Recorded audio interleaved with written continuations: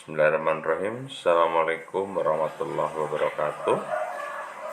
Eh, Pada kesempatan ini saya akan melanjutkan perkuliahan metabolisme zat gizi mikro di pertemuan setelah vitamin B1, B2, dan B3. Dan pada kesempatan ini saya akan berdiskusi bersama dengan teman-teman semua untuk vitamin B6 dan vitamin B12. Vitamin B1, kemudian B2, B3, B6, dan B12 merupakan rangkaian dari vitamin B kompleks atau yang sering disebut sebagai vitamin B kompleks, yang mana antara peran yang satu dengan peran yang lain ini saling terkait. Sebenarnya ada lagi folat yang sudah kita diskusikan di minggu sebelumnya, dan ada biotin dan asam pantotenat. Nah, untuk biotin dan asam pantotenat memang tidak saya sampaikan di dalam perkuliahan ini, nanti akan masuk ke dalam sesi penugasan. Karena biotin dan asam pantotenat itu baik itu defisiensi maupun toksisitasnya ini sangat jarang ditemukan, dan jarang terjadi kasus-kasus di Indonesia yang melibatkan biotin dan asam pantotenat, baik itu defisiensi atau toksisitas. Kita masuk ke vitamin B6 atau nama lain yang digunakan untuk menyebutnya adalah pyridoxine. Yang pertama adalah overview-nya. Pyridoxine hampir sama dengan vitamin B yang lain adalah larut dalam air dan alkohol. Artinya dia memiliki gugus polar karena tersusun atas CHO, dan dia tidak larut di dalam lemak. Kemudian vitamin B6 ini relatif tidak tahan terhadap panas maupun alkali dan asam. Jadi kurang stabil dibandingkan dengan vitamin B yang lain. Kemudian dia juga tidak tahan terhadap cahaya matahari. Jadi ini pada saat penyimpanan harus dengan hati-hati ya, karena relatif tidak tahan terhadap beberapa aspek lingkungan yang mendukungnya. Kemudian dia banyak ditemukan pada nabati, pada biji-bijian dan produk turunannya, kemudian beberapa sayur dan buah, kacang-kacangan, dan juga ditemukan pada produk-produk hewani seperti dairy product ataupun daging, susu, telur. Nah, tetapi porsinya memang relatif lebih sedikit. Kemudian di dalam bahan pangan nabati sebagian besar dalam bentuk bebas atau dalam bentuk pyridoxine, sedangkan bentuk di dalam pangan hewani berupa bentuk terikat berupa piridoksal dengan gugus aldehid, kemudian piridoksamin dengan gugus amin, dan beberapa turunan dari fosforilasinya. Di dalam penyerapan yang pertama, di dalam bahan pangan, nah ini vitamin B6 dalam bentuk yang terfosforilasi.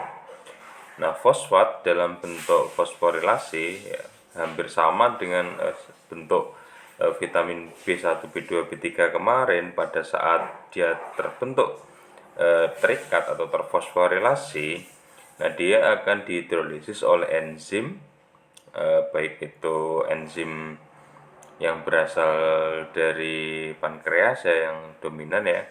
Jadi alkalin fosfatase untuk menghidrolisis piridoksin bebas, kemudian menghasilkan piridoksin bebas, piridoksal, dan piridoksamin di dalam usus halus. Jadi yang bentuk terfosforilasi atau terikatnya akan dilisis, akan dipecah menjadi piridoksin bebas atau piridoksal dengan gugus aldehid, atau piridoksamin dalam gugus amin di dalam usus halus. Kemudian piridoksin bebas ya, kemudian piridoksin bebas, piridoksal, dan piridoksamin diserap terutama di bagian usus kosong atau dua jejunum ya, usus penyerapan ya melalui difusi pasif ya. Jadi duodenum, kemudian jejunum dan ileum. Ya, usus kosong kemudian usus penyerapan. Sebagian besar ya, dia akan langsung dibebaskan setelah dia masuk ke dalam usus ya, sel usus, kemudian akan ditransportasikan melalui vena porta menuju hati, kemudian di hati akan disintesis atau dimetabolisme sesuai dengan kebutuhan tubuh. Apakah dia akan didistribusikan dalam bentuk piridoksin, piridoksal atau piridoksamin, menyesuaikan dengan kebutuhan tubuh, porsi-porsinya atau sebagian besarnya. Jadi ada dalam bentuk terfosforilasi di dalam bahan pangan, kemudian akan dihidrolisis menjadi PN, PL atau PM. Nah, setelah itu baru dia masuk dominannya secara pasif, difusi pasif, masuk ke sel enterosit. Nah, sel enterosit kemudian dia akan dibawa ke hati melalui vena porta. Nah, di hati ini akan dimetabolisme untuk disirkulasikan ke seluruh tubuh. Nah, ini jadi perubahan ya atau konversi ya, PN piridoksin menjadi piridoksin fosfat, piridoksamin menjadi piridoksamin fosfat, dan sebaliknya, karena reaksinya bersifat reversibel atau dapat balik. Jadi kapan dipakai ya, dihasilkan ini, kapan digunakan ini tergantung bagaimana dalam tubuh kita itu membutuhkannya, dominan yang mana. Jika misalnya yang banyak dibutuhkan adalah piridoksamin, maka reaksi akan diarahkan ke pembentukan piridoksamin. Kalau yang dibutuhkan banyak piridoksamin fosfat, maka diarahkan ke sana. Tapi memang ada di dalam tubuh itu dalam porsi yang dominan, karena memang peranan dominannya dalam bentuk itu. Nah, kemudian bentuk tidak terfosforilasi ya, fosfor ya, bukan forfos ya. Itu salah ketik ya, terfosforilasi vitamin biasanya difosforilasi oleh kinase menggunakan ATP dalam sitosol serta organ-organ lain. Jadi yang setelah dia masuk ke dalam hati akan difosforilasi kembali. Piridoksin fosfat ya, kemudian piridoksamin fosfat dikonversi oleh aksi oksidase yang tergantung oleh flavin mononukleotida. Semoga masih ingat, FMN itu adalah salah satu koenzim yang dihasilkan oleh riboflavin ya, vitamin B2. Jadi peranan B6 ini tidak bisa dilepaskan dari keberadaan B2 menjadi piridoksal fosfat.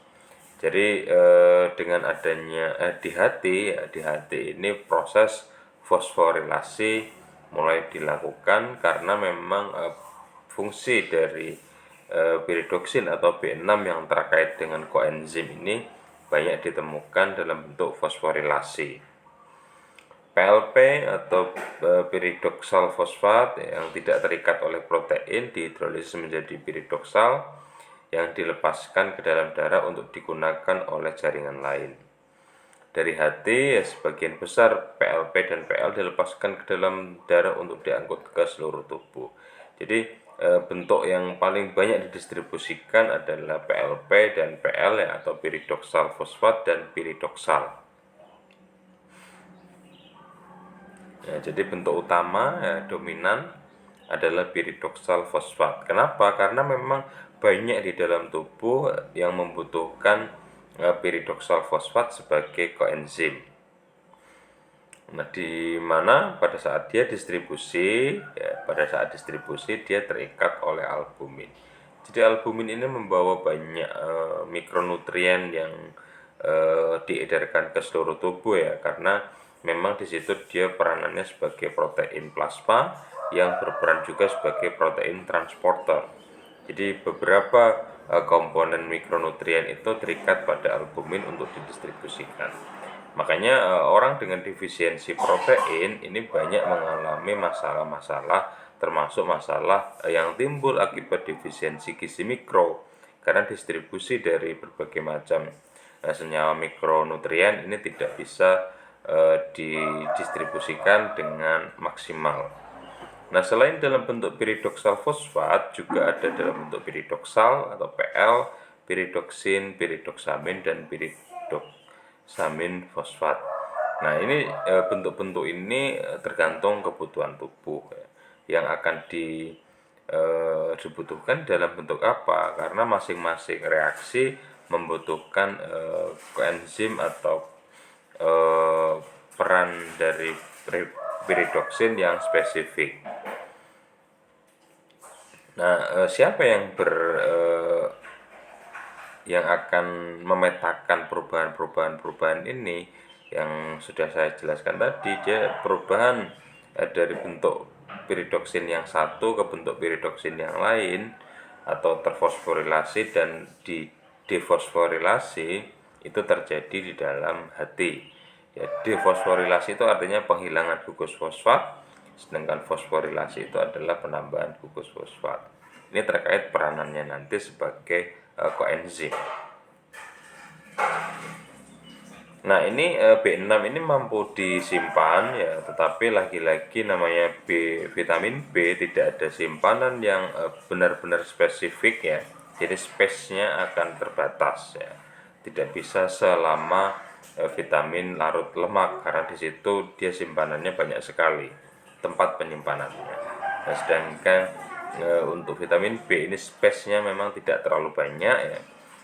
Nah, ini disimpan dalam bentuk PLP ya, sekitar 75-80% di otot yang terikat dengan glikogen fosforilase. Jadi dia bersama atau terikat dengan glikogen fosforilase. Nah, sedangkan simpanan lainnya ada di hati.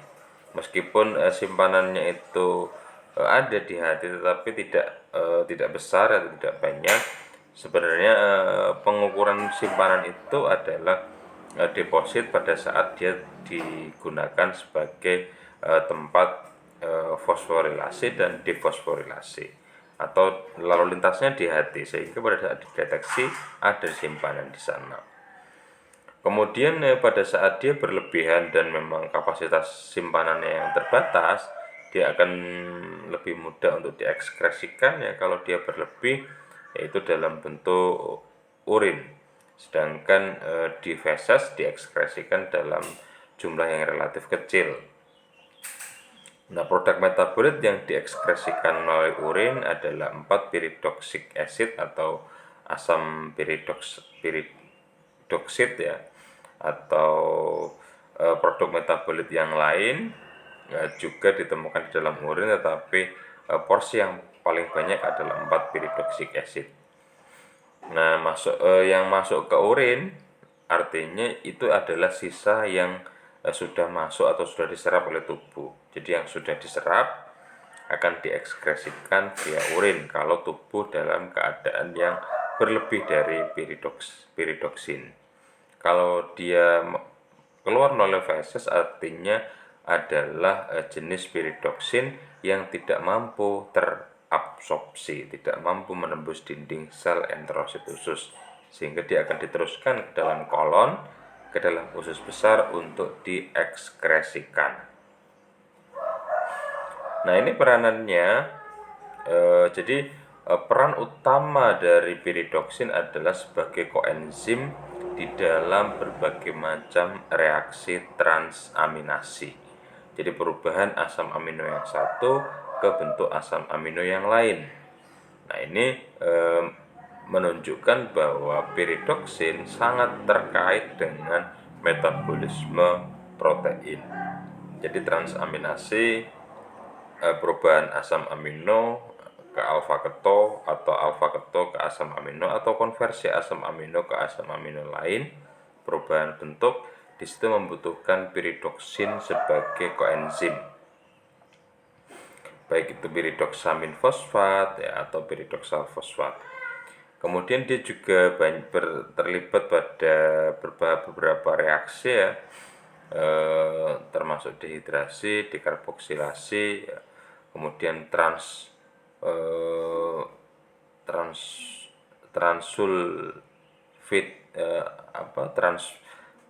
transformasi dan adanya hidrasi, kemudian adanya pemecahan, kemudian beberapa reaksi perpindahan gugus. Nah, di sini melibatkan piridoksamin atau piridoksal fosfat sebagai koenzim. Jadi tadi saya tekankan memang yang paling dominan adalah di metabolisme perubahan asam amino 1 menjadi asam amino lain. Nah, ini sehingga penting ya, asupan protein tinggi ya, dia akan membutuhkan asupan piridoksin yang relatif tinggi. Nah, sedangkan yang B1, B2 dan B3 kemarin dia lebih ke arah perannya adalah ke arah metabolisme karbohidrat dan lemak menjadi energi. Kemudian beberapa reaksi juga dibutuhkan atau membutuhkan piridoksin di dalam eritropoiesis atau pembentukan pematangan sel darah merah, di mana sintesis awal dari HEM itu membutuhkan piridoksin, sehingga pada saat defisiensi dari ini juga nanti HEM atau sel darah merah tidak bisa terbentuk dengan sempurna. Nah, ini yang bentuknya non koenzim ya. Yang non koenzim ini juga berperan dalam transkripsi dan translasi dari DNA, sehingga selain berperan di dalam metabolisme protein, proses transaminasi dan deaminasi, nah peranan utamanya juga akan mengarah ke prinsip pewarisan sifat ya, baik itu transkripsi maupun translasi dari DNA.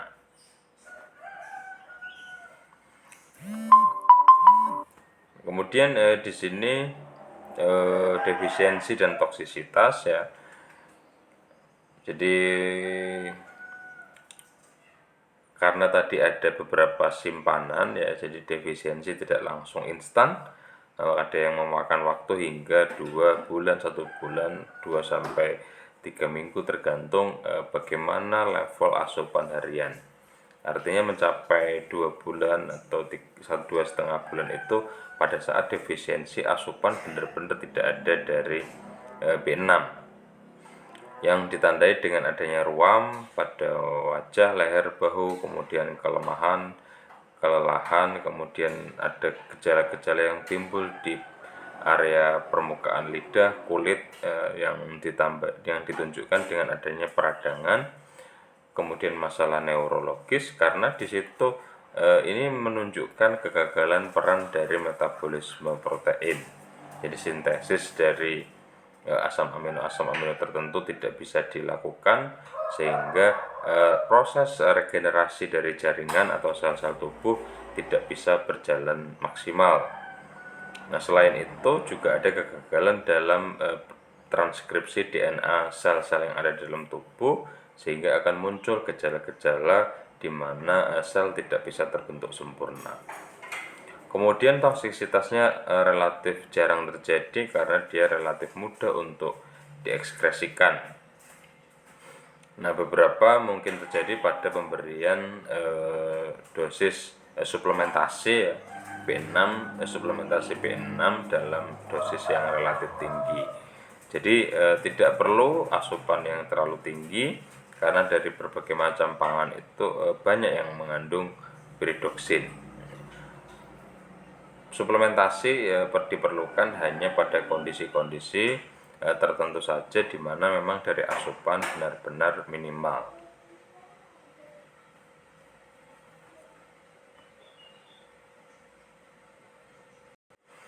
Kemudian selanjutnya adalah kobalamin atau vitamin B12.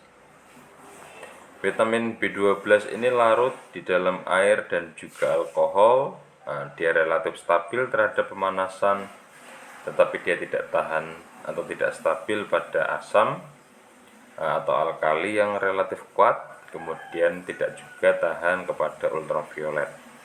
Ya, memang vitamin B ini secara keseluruhan dia relatif tidak stabil ya, karena dia memang relatif mudah di dalam kelarutannya pada air, sehingga proses yang mempengaruhi perubahan komposisi dari air, dia juga akan mempengaruhi perubahan atau komposisi dari vitamin larut air. Di dalam bahan makanan ada dalam dua bentuk, ya, metil dan hidrokobalamin. Ini pada produk hewani, pada dairy product, ya, susu, keju, yogurt, ya. Kemudian ada dalam bentuk adenosil dan hidrokobalamin, ini pada daging ayam, kemudian telur, salmon. Nah, ini tidak ada dari nabati ya, memang kobalamin dominan atau dia relatif sedikit atau bahkan sedikit sekali yang ada pada pangan nabati. Dia dominan ada pada produk hewani. Nah, pada nabati pun biasanya dia didapatkan dari beberapa aktivitas mikrobia tertentu. Yang pertama adalah penyerapan ya. Jadi ada 5 step ya yang ada pada proses penyerapannya. Ini relatif unik untuk penyerapan dari B12. Jadi step pertama adalah vitamin B12 dilepaskan dari makanannya atau baik dalam bentuk metilkobalamin maupun adenosilkobalamin. Dia kemudian di dalam lambung, nah ini berikatan dengan protein transporter yang di dalam lambung, yaitu protein R, yang tugasnya adalah mengikat atau membawa vitamin B12 menuju ke usus halus. Nah, di dalam usus halus ya, dia dirilis atau dipecah ya, dari protein R-nya pada saat dia sudah sampai di usus. Kemudian dia berikatan dengan faktor intrinsik. Nah, ini faktor intrinsik juga yang mengeluarkan adalah lambung. Tapi ikatannya dengan faktor intrinsik ini terjadi di bagian proksimal, bagian awal dari usus halus.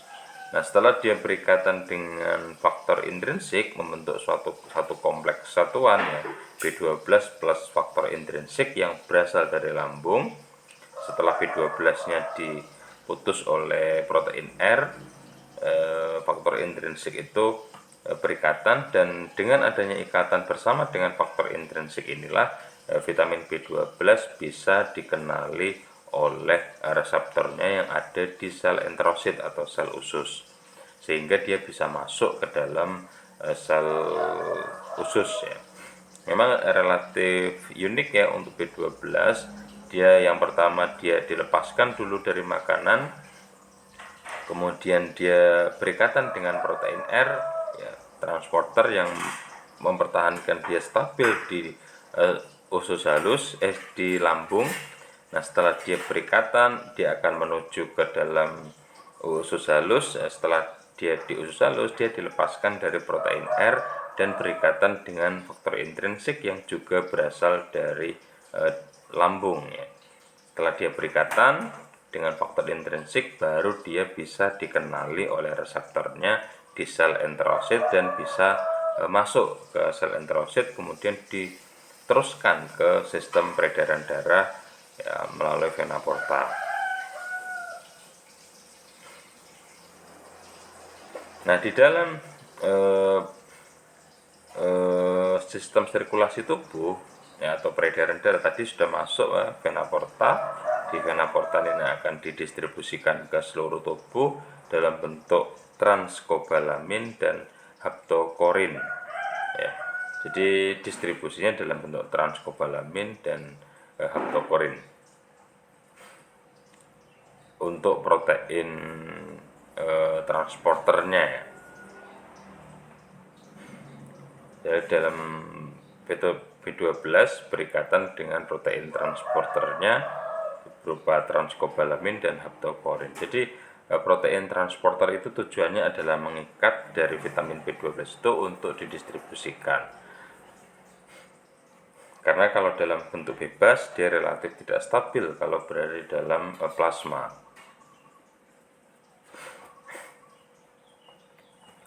Kemudian ekskresi. Ya, vitamin B12 dapat disimpan dalam tubuh untuk jangka waktu yang relatif lama ya.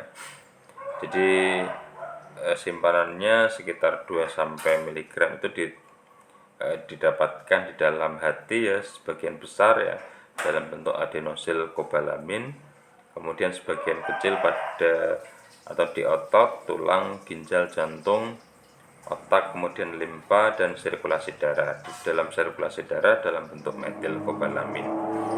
Jadi sebagian besar vitamin diekskresikan dan direabsorpsi dalam empedu ya. Jadi ada kayak proses pembentukan dan sekresi atau pengeluaran cairan empedu kurang dari 0,25 mikrogram per hari yang diekskresikan melalui urin. Jadi banyak yang dirilis melalui empedu. Jadi vitamin B12 ini relatif banyak yang disimpan di dalam tubuh, meskipun juga simpanannya tidak terlalu tinggi ya. Karena dia memang relatif berasal dari pangan hewani ya. Jadi memang dalam bentuk hem itu keberadaannya relatif ada sehingga disimpan relatif banyak.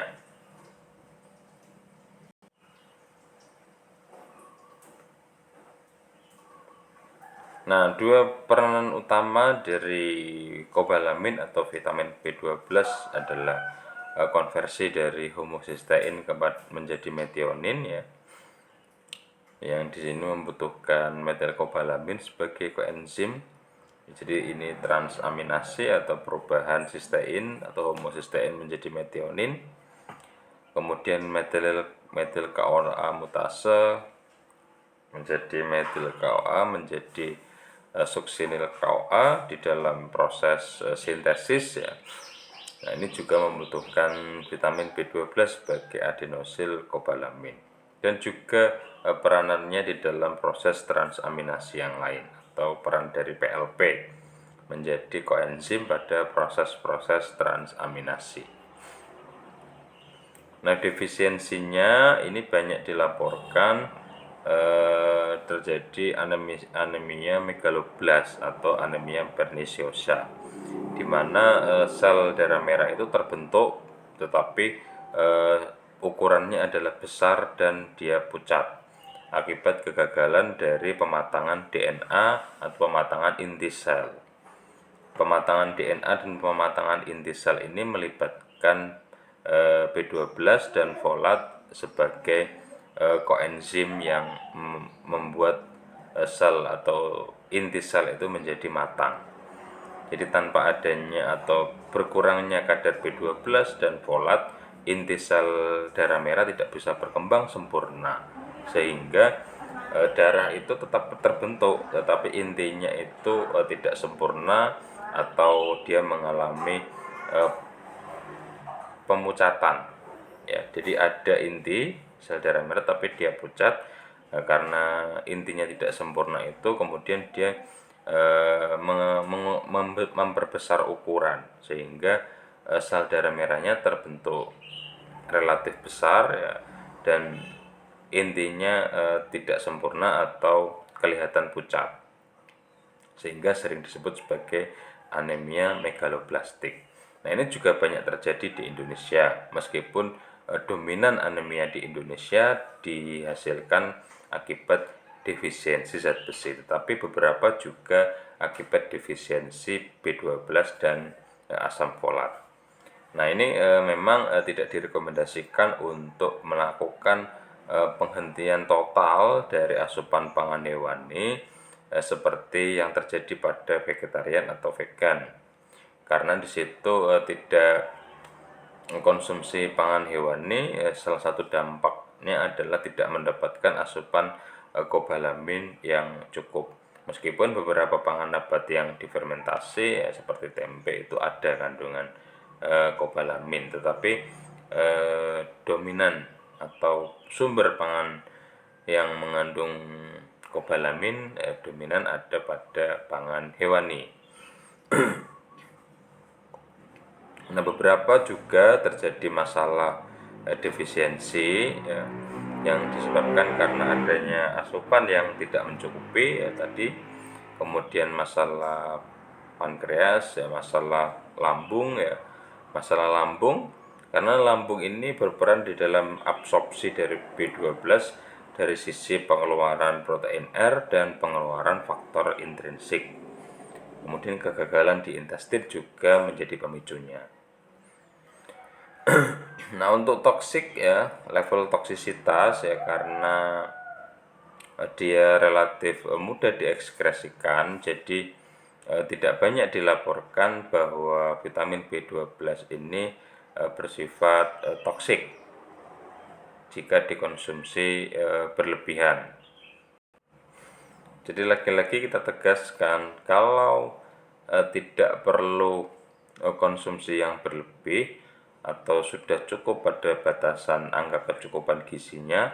Nah, untuk apa dikonsumsi berlebihan? Toh nanti ujung-ujungnya akan diekskresikan, baik itu via urin ataupun via feses. Via urin artinya dia sudah diserap ya, tetapi tidak dimanfaatkan sehingga akan diekskresikan melalui ginjal. Nah, via feses artinya sudah diproteksi dulu karena tubuh dalam kecukupan B12. Kalau ada asupan yang banyak pun, maka sel usus akan menurunkan efisiensi penyerapannya, dan itu mekanisme itu relatif umum terjadi pada semua jenis vitamin. Pada saat level di dalam tubuh ini sudah tercukupi atau justru berlebih, maka efisiensi penyerapan akan diturunkan. Jadi tidak, saya mengutip yang firman Allah juga dari Al-A'raf ayat 31, makan dan minumlah tetapi jangan berlebih-lebihan.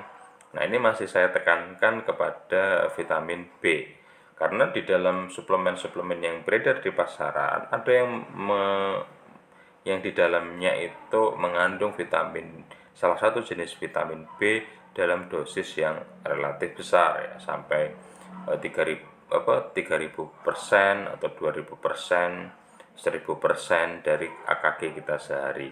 Nah, ini nggak bagus ya, nggak bagus karena boros menurut saya. Jadi tidak perlu asupan vitamin B sampai segitunya besar. Nah, substrat itu didapat vitamin B itu baik itu B1, B2, B3, B6, B12, kemudian folat. Ada juga yang menambahkan di situ nanti biotin dan asam pantotenat. Nah, di situ memang dia dibutuhkan di dalam tubuh di dalam meningkatkan laju metabolisme atau memperbaiki arus metabolisme energi, termasuk metabolisme gizi makro. Namun kalau asupannya tidak ada ya, gizi makronya asupannya tidak proporsional, justru nanti sama aja ya. Substrat yang nggak ada itu percuma. Kemudian juga menghindari adanya resiko toksisitas kronis ya, atau jangka panjang. Karena penelitian yang menunjukkan jangka panjang dan rutinitas sampai bertahun-tahun itu tidak atau belum banyak dilaporkan. Maka dicukupkan saja batasan yang dibutuhkan rata-rata masyarakat Indonesia seberapa, dan dicukupi dari makanan. Kalau dari makanan itu nanti relatif dianggap kurang, baru didapatkan dari suplemen, itu pun tidak perlu sampai berlebih-lebihan. Kemudian khusus untuk B12 ya, kalau saya pribadi untuk diet vegetarian, nah ini kurang suka ya, karena yang pertama dari sisi rasa ya, memang bagi orang-orang tertentu memang lebih suka ya, tidak mengkonsumsi pangan hewani. Tapi dari saya pribadi, ini pribadi saya ya, tidak begitu menyukai, karena yang pertama mengurangi kenikmatan ya, karena kita diberikan kebebasan untuk mengkonsumsi itu. Nah, jadi sebaiknya tetap menerapkan diet yang konsumsi pangan hewani dengan jumlah atau batasan yang sewajarnya. Karena dengan menerapkan vegetarian ya, ada beberapa poin negatifnya, karena memang itu unusual atau tidak biasa atau di luar fitrah, atau ya di luar fitrah atau di luar konsumsi secara umum, maka tentunya di situ ada dampak negatif, yaitu salah satunya kobalamin tidak banyak ditemukan pada pangan nabati, sehingga ada risiko defisiensi di sana, termasuk asam amino penting yang esensial yang banyak ada pada pangan hewani. Ya, opsi ada di teman-teman pada saat menjumpai seorang klien yang vegetarian, harus dianalisis ya, bagian sisi-sisi mana yang mungkin dia akan mengalami defisiensi, baik itu dari sisi asam amino maupun sisi vitamin B12 tentunya. Nah, di sini nanti kalau memang perlu adanya suplementasi, baru bisa direkomendasikan. Dari saya itu, nah ini silahkan dieksplorasi lebih detail dari pustaka yang saya gunakan. Saya tutup. Wassalamualaikum warahmatullahi wabarakatuh.